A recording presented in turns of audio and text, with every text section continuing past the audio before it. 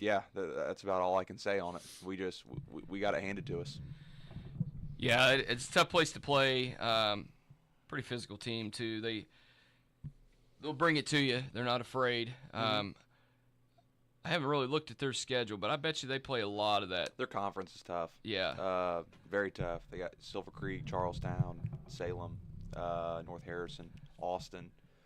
Yeah, Silver Creek in itself Gordon has Central. created a beast here lately. And Brownstown is right there in the thick of it from a competitive standpoint. I think they're ranked in 3A in the top 10 or 12 with a lot of really good wins, notches in their belt. I was hoping for a better result last night, but I can't blame anybody but myself when it comes to that. Got to prepare them better. Got to get ready better for a game like that. So let's do my usual question. Not focus on the box score, and let's focus on the growth. What are we seeing in the program, player-wise and everything? Who's growing behind scenes? Max Buning. Max Buning is growing tremendously. He has improved game by game, day by day. He's really come along nicely. He's cemented himself into a starter role. Plays a lot of minutes, does a lot of things for us. Jacoby Miller went through a period where he was not playing so well. And I think he's grown out of that a little bit. To be playing well. He shot it better last night. He wasn't shooting it great. Just one of those things as a shooter for about a week or so. But I think he's coming around and getting back to playing his style of basketball. It kind of just changes game by game right now, Nick. Which guy we're gonna have show up or not show up, and it's not purposeful by them. It's just one night you have this guy doing really well, another night you have this guy doing well, and then we have a night where a lot of them are doing well, and that's when we're able to compete really well with a really good Batesville team a week ago. Well, as a whole, though, as well, you're a fairly young team. We are. We have three seniors. Junior class is heavy. I think next year I'll have 6 or 7 seniors. But yeah, we're going through it. Basketball season's a grind. It's a long season, and we play a tough schedule. We don't have any slouches, which is what we like. You don't get as much of an opportunity to get better when you don't play good teams. Yeah, it's hard to. It's exactly right because as all the coaches keep telling you, you're playing for that tournament, and you kind of hope you peak at that right time, and it's hard to believe that selection's coming up right around the corner. It is. What are we? Is tomorrow selection day for the girls? I believe so. Yeah, it has to be because first week of February is usually February 3rd, February 6th, and February 7th. Okay, so I would assume tomorrow's selection for the girls. So then we're about a month away, and it's coming. It'll be here before we know it. Yeah, getting here quick. And again, tonight's game you were scheduled to play South Decatur. That is rescheduled to February 19th, but that one's always brings a lot of energy. The local games, South North and North Greensburg South. Just talk a little bit about how your kids kind of keep that in check when it's an emotional game like that. The South Decatur one's different. Speaking from a Greensburg standpoint, obviously, we have the North game, which opens the season every year. So that brings its own. Which I don't like. I don't like that. I'm not a fan of having these, I don't want to say rival games, but like your local games right out of the gate, because North and South play right out of the gate too for their Civil War, and then you guys open up with them. It kind of takes, it's like, okay, that's something we want to look forward to. But I also understand you want to be conference midseason and things like that. I think I'm indifferent. It's always been the North game first, so I'm accustomed to it. But then you have the South game, where the South game is it's toward the back half of the season. So you really don't think about it too much until you get about a week away, and all of a sudden it's like, oh man, we got South, and you start diving into them, and then you start thinking like, oh, this is another rivalry game. It's a county game. It's a different feeling than the North game strictly because of where it is on the schedule, but it's every bit just as important. Yeah, and South, they're the opposite of you guys. They're coming in with like I want to say about six seniors. Mm-hmm. They're senior heavy. They're experienced. They're a three-headed monster with Skaggs, Drake, and Templeton. Yeah. All those three guys have a lot of varsity experience, and they play well together. Yeah, they found a way to gel and come together and make it work. And I haven't seen a lot of their games, but the ones I've seen, it's kind of been the same story. It seems like a different game with them as a different leader as well. But as a whole, they do a nice job. They do, and I would say they're definitely a threat in their sectional. In their eyes, probably expecting to get one this year. So Yeah. they're playing with a lot of confidence, and we got to be ready. Let's talk about the EIAC, the conference. Seems like it's evened out a little bit this year. It's, I think I mentioned this on this show. It's like the poor man's Big Ten. Everybody just beats each other in the EIAC. Right now, Batesville is sitting alone up at the top. I think they're up at the top alone. Have not lost yet, but they've had a couple scares. Everybody else is just it's a gauntlet. We start out take one on the chin to Franklin County, take one on the chin at Connorsville, have a really tough game at Batesville where the game was tied and we had the ball with 4 minutes to go in the fourth quarter. Couldn't pull it out, and then we bounced back 2 days later and get our first conference win against a good South Dearborn team. And it's been similar results all around the league. Teams beating each other. Scores are unpredictable. It's tough. We all know what each other wants to do for the most part. We know the personnel for the most part, so it's just who's going to be tougher in that night. On those tough nights, who's emerging as the leader on your squad? We have one. We have two captains. And Ethan Smith and Logan Simpson. Ethan Smith is our senior captain. He emerges as the leader more times than not. And outside of him, it kind of changes. I think it changes with who's kind of got it going offensively. I've seen Jacoby Miller step up and be a leader at times. I've seen Jonah Helmick, our big man in the middle, step up and be a good leader. So that's something that we're still trying to fine tune, I think, and when we do get that narrowed in, it could be really special. Yeah, and like we keep saying, there's always the box score, but it's always that how we getting better, what's day by day, what's that growth. And I know you mentioned Buning a little bit ago. What about some of the other younger ones? You see that growth coming in, maybe the situational player, they're understanding their role type player fitting in this late in the season? Well, before last night, our JV team had been playing really, really well. We got it handed to us last night in the 6 o'clock and 7:30 game. But Jagger Thompson has really stepped out of his shell and shown some growth at the JV level. He's a junior who is a starting guard on our JV team, and he communicates at such a high level. He brings guys together on that JV team. Another one is Levi Muckerhide. Levi Muckerhide, who's our quarterback of the football team. So he has some of those leadership qualities and tendencies just from another sport and competing at a high level in that sport. He's really shown some growth coming in off the bench as a big for our JV team, and he's more of a leader, I think, with his actions as opposed to his voice, which you need both. But he just comes in and plays hard every play, every game, every night, which has been great to see. Yeah, it'd been nice to see tonight, but I guess we got to push it back because I think you guys match up really well. South typically runs a man-to-man, good ball movement things, and you guys on the same side. So I think it'd been a great matchup for a cold, snowy night to watch. It'd be a shame if this snow ends up not coming and what they've been talking about for a week. I quit looking at a point, when it starts out, it's too early, and then all of a sudden you got massive predictions, and then drops back down. You get more predictions, but like I said, for basketball season, it's never good.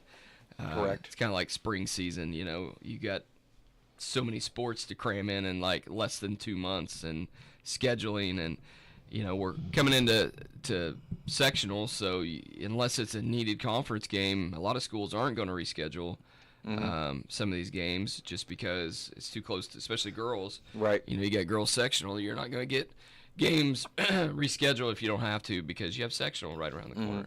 I do everything that I can to reschedule. We only get a certain number of games, and everybody's in the same boat. So, that week that we play South Decatur on that rescheduled date, I think both of us have 3 games that week, Tuesday, Thursday, Saturday, and that's part of it. When you want to reschedule games, get all your games in, you got to get teams on short rest and just to make sure you get the game in. Yeah, on that week, what I'm showing, you'll have we got Lawrenceburg then the next week, so that's going to give you, looks like I think that week it's Tuesday Seymour, Thursday South, Saturday South Ripley. Yep, and then it looks like you guys are going to end the season with East Central, so not an easy gauntlet to run through there. That's going to be a tough section of the schedule, but I think you guys run a pretty tough schedule anyway. We do.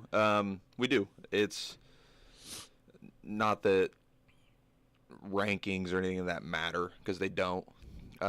But when you look at John Harrell and things like that, we have the toughest schedule in our area by a considerable margin, and that's done purposely. I picked up Columbus North this year in an attempt to see another really good team. That's in my eyes, that's how you get better. You got to play good teams night in and night out in order to really show some growth. Yeah, and that's a big one to pick up, because Paul, Coach Ferguson over there, runs a really good program. He does. And I know by his standards, he's going to be like, we're down or we're struggling, but he's always got his guys going over there, and he's an excellent X's and O coach. He is. So that's a really good local pickup too. It's not like you have to It's not jump in another far. Richmond tournament or another holiday tournament up in Park Tudor or wherever. It's not too far away. Right. It's I didn't know why we didn't play them all the time. Heck, 25 minutes. Good school, tradition school. It's a fun game. Yeah, and it's a nice place to play.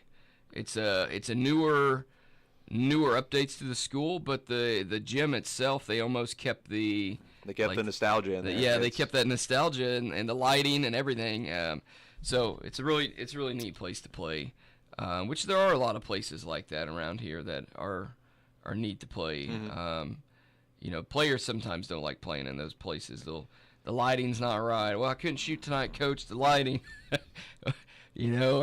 but it's kind of funny how it's like they get so used to certain things or a certain way that they'll find the smallest thing to say that was the issue. So you're right. And on top of that, we played at Newcastle this year with the best gym to play in. Last year we played Seymour, so these kids got to play in Seymour last year. Richmond they've made updates to that gym, so it's not the same as it was 5 years ago, but that's another awesome gym to go play in. Last year we played in Kokomo.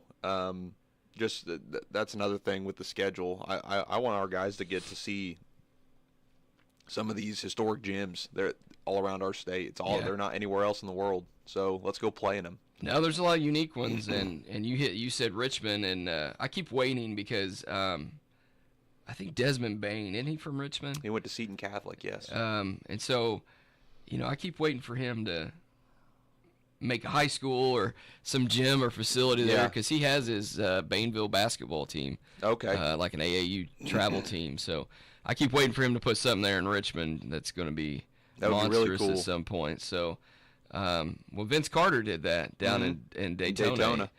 He didn't just build a gym, though. He built an entire athletic facility. A whole high school. And if you've never been there, it is pretty phenomenal. It's cool. But it is funny to just have players, they get excited to go to the Hoosier gym, and then they play in there, and then they're like, oh man, that was tough to play in. Well, smaller court, smaller. So it's always funny to have those conversations with players to see what makes them tick, what gets them rolling, and things like that. But you definitely have a tough schedule, but you definitely have a tough schedule that has some good gyms to be in. Mm-hmm. Not that that negates or makes anything better some nights, but at least it gives that experience. Yeah, absolutely. It's cool, and I'm glad we get to do it. Well, I mean, you hit sectional, and you got to be ready for any gym. Yes, Regional, yes. any Sectionals gym, at South Dearborn this year, so we played South Dearborn at home, so we'll get to go down there and practice this year. That's the rule. If you don't play in the gym during the season, you get a day to go practice and get a feel for it. So I'm glad for that. Yeah, which is beneficial. For those of you out there, that's very beneficial. That why you need to go practice. Well, it's a different facility you haven't played in. You got to keep the playing field a little even. Yeah. Give every school an opportunity. At least just go see it. Fill the floor. Shoot on the rim a few times and things like that. So, we are going to pause real quick. And again, if I get any more closings, delays, or changes that pertain to overtime and our high school sports, I'll bring those to you as soon as I get them. But for the meantime, we just have a few, and I'll run through those again here as soon as we get back from our commercial break. So I'm Nick Messer, and we're going to pause here on overtime.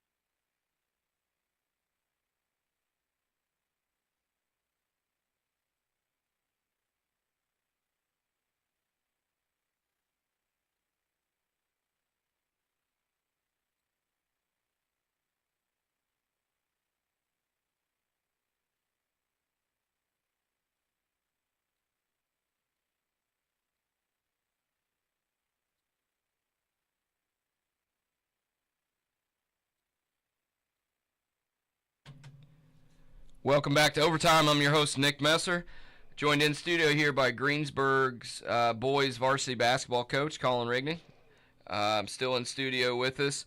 Real quick, I'm going to run through them. I know you guys have probably heard them already or read about them, but I just want to make sure we get our fans to the right places at the right times. So tonight's boys Greensburg varsity game that was scheduled to play against South Decatur has been moved to February 19th with the 6 p.m. JV tip-off time. The Greensburg girls varsity team with Coach Jason Simpson, who is probably still riding that IU win pretty high there. Coach, has he come down yet from that No, IU season? he won't ever. Yeah, that's probably what everybody's afraid of. He won't ever, and he knows just how to push my buttons. I'm a Purdue fan, so Coach Simpson and his girls, that game has been moved to noon today at home against Batesville, so that's a big one. If you have nothing to do and you want to get out of the house while you still can, you can catch Coach Simpson and his girls in action today at noon against Batesville. Also, if you'd like to get out of the house, I'm afraid you're going to get trapped in this snow for a couple days, the South Decatur girls varsity team and Coach Hicks down there, they are taking on Trinity Lutheran today at home at 10 a.m.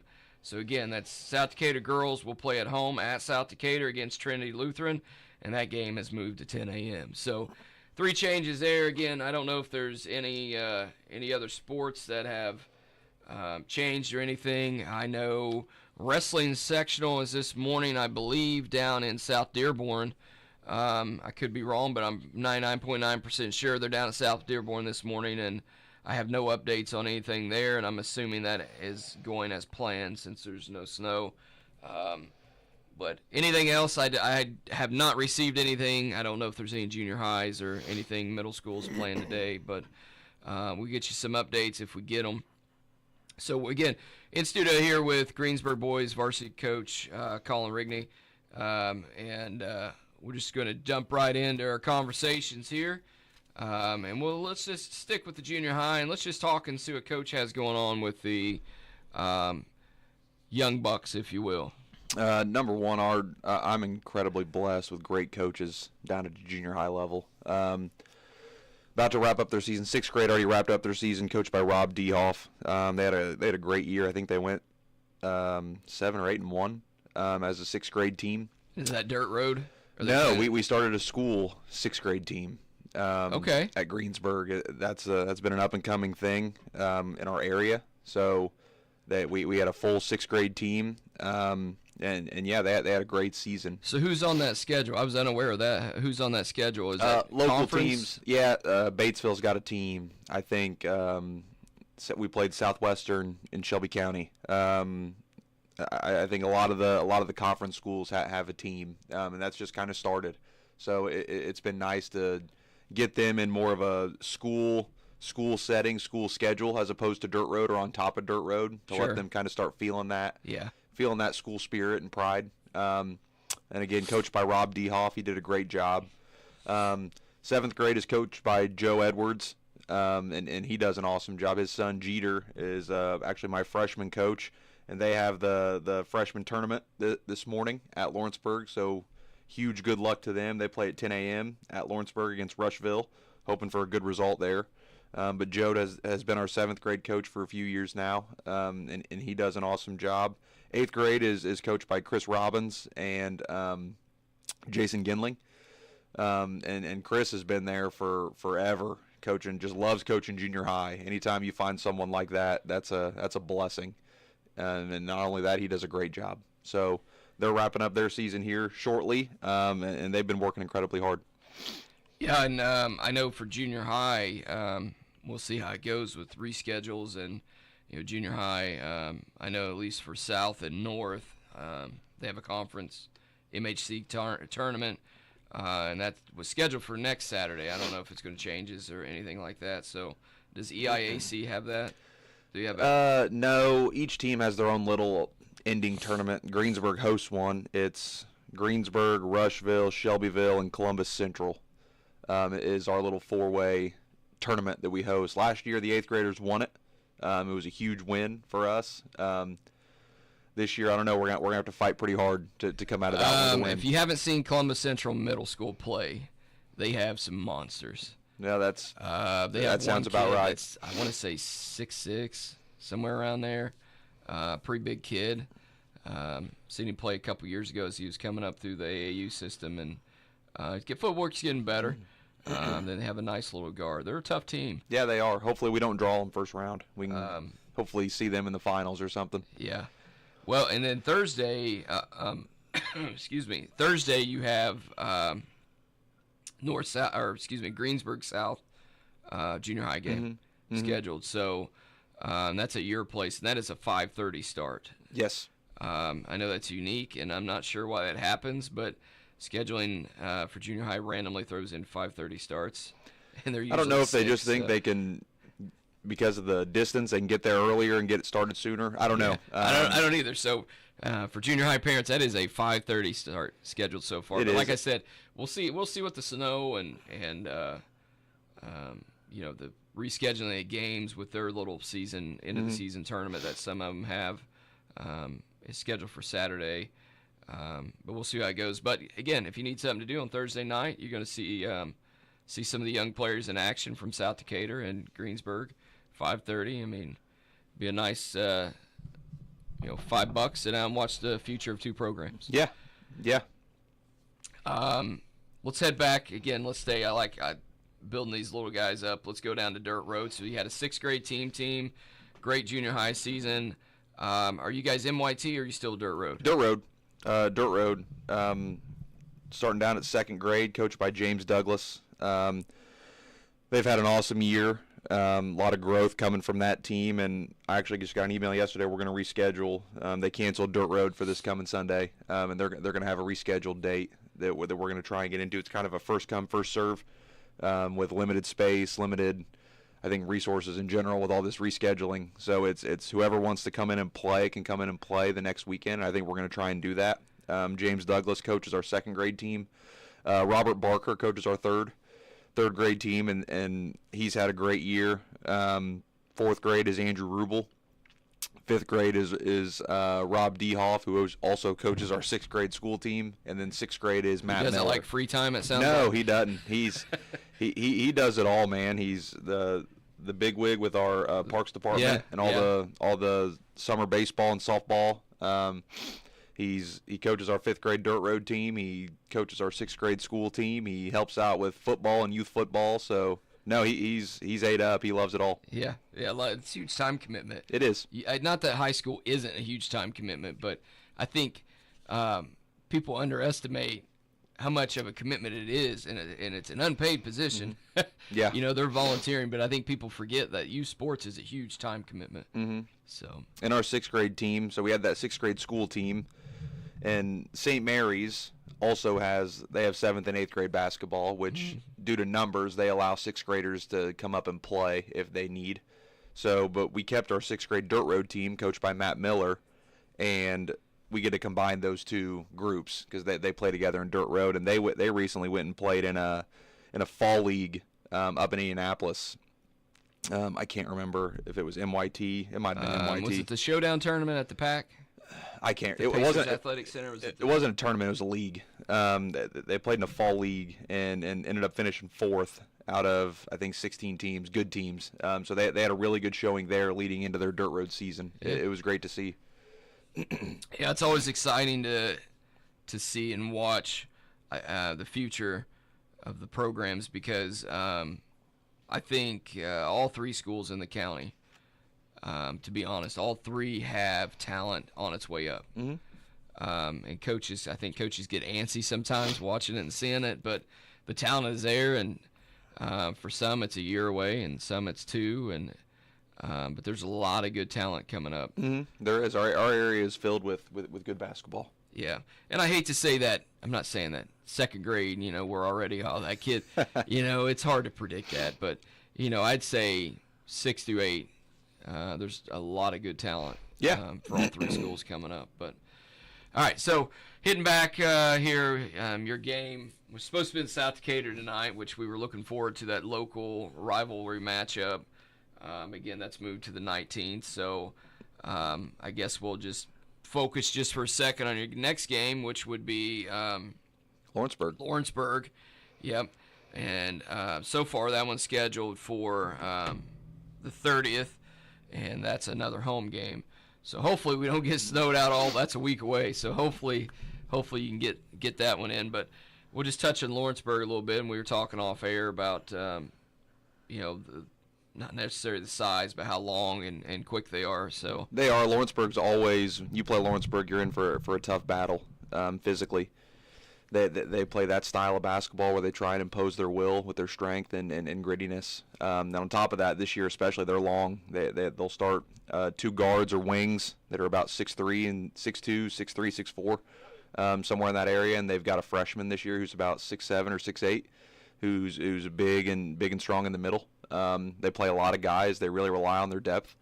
So it'll be a tough battle. We played one of our best games last year, and we went down to their place and came out with I think a 10 or 11 point win. So anytime you play in the conference, they're going to be looking to get us, but I know they're especially looking to get one back on us this year. Thank goodness we're on our home floor, and it'll be a great opportunity for us to recoup after last night's game.